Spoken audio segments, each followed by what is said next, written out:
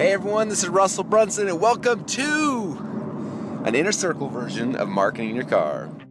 Welcome to the Marketing in Your Car podcast, where you can increase your traffic, conversions, and sales in just 10 minutes a day. And now, here's your host, Russell Brunson. All right, ladies, gentlemen, friends, and foes, anyone who's listening to me right now, hopefully there's no foes. I guarantee there's people who hate me that are listening, though. So for those of you guys who are out there hate me and listen to me, thank you anyway for subscribing. I appreciate you just as much as the people who love me. Anyway, with that said, we're heading to another week-long of Inner Circle meetings. So I'm excited. Those who were in the Inner Circle, we capped out the group at 100. So if you didn't make it in, then that was your fault. I've been talking about it for like 3 years. So it is capped out and sold out. We basically broke it down into 4 groups of 25. So the first group and the second group are happening Monday, Tuesday, then Wednesday, Thursday, and next month we hit the next 2 groups. So if you're interested in being in the future, the only way you can get in is if someone else drops out. So those people who hate money will be the ones who drop out. Those who love money and like to get more money will continue to stay in for forever. So that's kind of how it works. So just cross your fingers and hope somebody hates money, and then you have a chance actually getting in. And the way to get in at that time is go to russellbrunson.com and apply. We'll put you on the waiting list for if and when that ever opens up again. So that is the pitch for something that's already sold out. So there you go. Now for those of you guys who just want to hang out and talk to me while I'm driving, I've got an idea for you guys today. I'm going to share this in the meeting, but I thought it was really important, and it's kind of been one of the big epiphanies I've had over the last probably 2 weeks or so as I've been thinking through things and looking at stuff that works and why it works. And I'm a big believer in, like, a lot of times we do stuff unconsciously, like we're unconsciously competent, we do cool things, we don't know why they work. So I like going back and like looking like, why did that work? Because if it worked for some reason, and if I understand why that worked, maybe I can use it in other places, or I can more effectively craft it and engineer it so it'll do better. And so that's kind of my thoughts. So the thing that I've been thinking about a lot, and I'm not going to call it copywriting because it's not that, but it's related to copywriting. It's like the copywriting sister or something. It's like the way better looking sister too. So it's important. But I spoke last week or 2 weeks ago at a network marketing event, and I didn't have any notes prepared. I didn't know I was going to speak. I just knew I was going to get up in front of about 100 people. I think about 100 people or so from the Prove It community and just talk about whatever I thought was important. And I was thinking about network marketing. Like I was literally like, they were announcing me. I was like, I don't know what I'm going to talk about. Like, what should I talk about? And I was like praying for some inspiration. And all of a sudden what popped in my head was this concept of a bridge, right? And we've talked about bridge pages before and other things, but I started thinking about this concept of a bridge. And I was thinking about how like most people, and I'm going to talk about network marketing, but I don't want that to turn off the non-network marketers, because this is true for every business, but network marketing especially. And so most of us, like, we get into a business, whatever business, like whatever we're selling or whatever the thing we're in, we got in there, right? But we didn't just immediately like just jump in, right?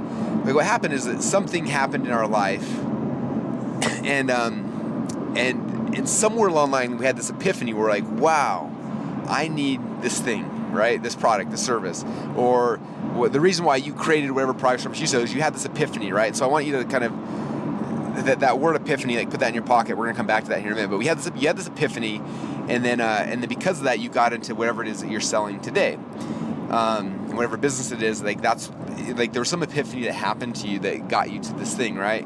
And then you got in this thing and you became obsessed with it. You started studying it and learning about it. You learned all the jargon and the keywords and all these kind of things that kind of came from that, and you became very educated, right? And so now you know all these things about this topic.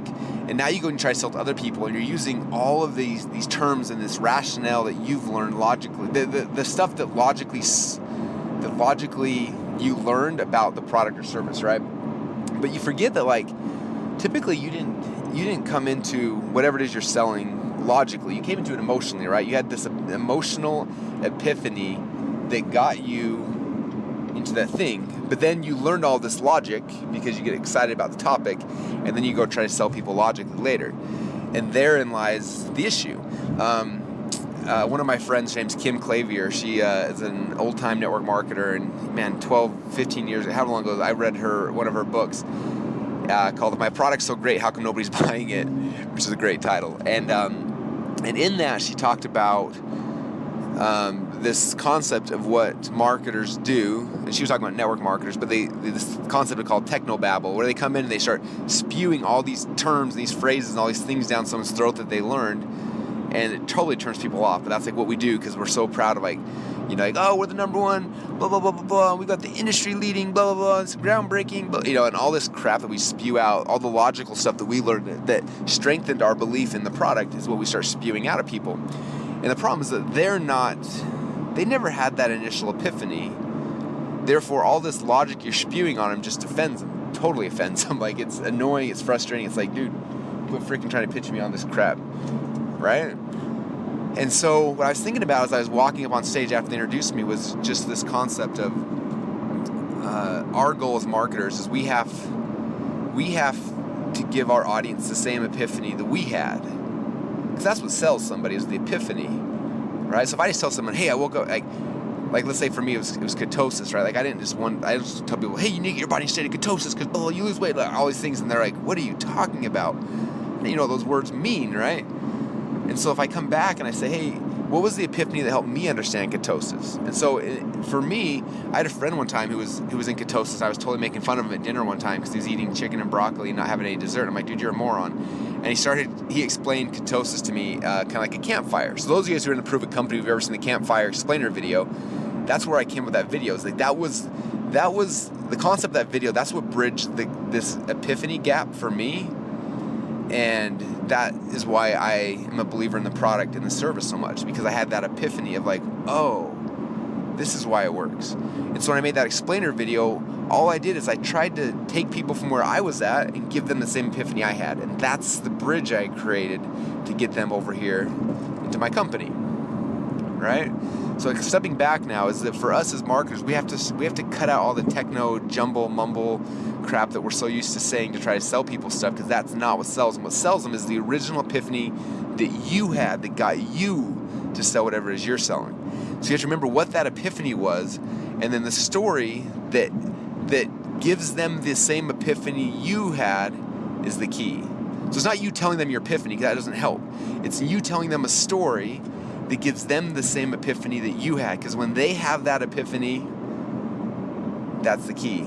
Then the selling isn't hard, it's easy. And so I want you guys thinking about that, like take a step back in time to wherever it is that you were when you had the epiphany that got you into whatever business whatever product you're selling, and think about that and figure out what that story was, and then figure out how to tell a story. It could be through video, it could be through a sales letter, it could be through a webinar, it could be however, but you're going to share how you had that epiphany.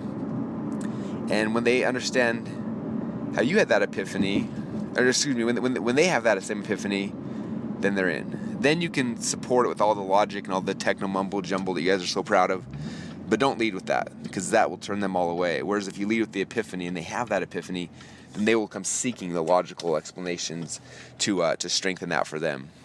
And that's the secret. That's the key. Anyway, I'm excited. I hope that helps you guys. If you look at how I craft that story, by the way, I had an epiphany 2 weeks ago, and I was trying to give you that same epiphany. So did it work? I could have just told you, hey guys, the key is you need to have an epiphany, and then you tell a bridge story to connect that epiphany. If I would have told you that, some of you guys would be like, all right, epiphany, sweet, Russell. But because I told that story in the process, I told you guys how I had the epiphany. Hopefully some of you guys had it as well. So I practice what I preach. I used on you what I'm telling you to use on your people as well. So anyway, hope that helps. It's like a dream inside of a dream. Inside of a dream. Do we just have Inception here? Anyway, all right, guys. I'm in downtown Boise, and the traffic's crazy. Pretty sure I'm in a wreck because I'm driving with one hand while I'm shifting with one hand and on the phone with the other hand. So I better go before I die. So I appreciate you all. Have an amazing day, and I'll talk to you guys all again soon.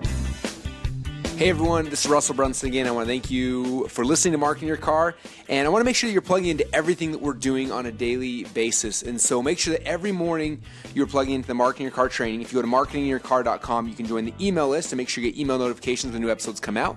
And you can also get links to all the transcripts of every single show we've done in the past. But then every night, well, not every night, but most every night, I also do a Periscope show called the Marketing Quickie Show. And it's really fun. You can go to Periscope and search my name, Russell Brunson, and subscribe. And every single night you'll get a notification. It'll kind of chirp on your phone, and you'll have me jump on there and give you kind of the end of the day thoughts and ideas and marketing strategies we've been playing with during the day. And maybe even or you should go to marketingquickieshow.com, and over there you can subscribe, you can see past episodes, you can read the transcripts, and you can have a bunch of fun. So thanks so much for being faithful listeners. Again, register at marketinginyourcar.com and also marketingquickieshow.com.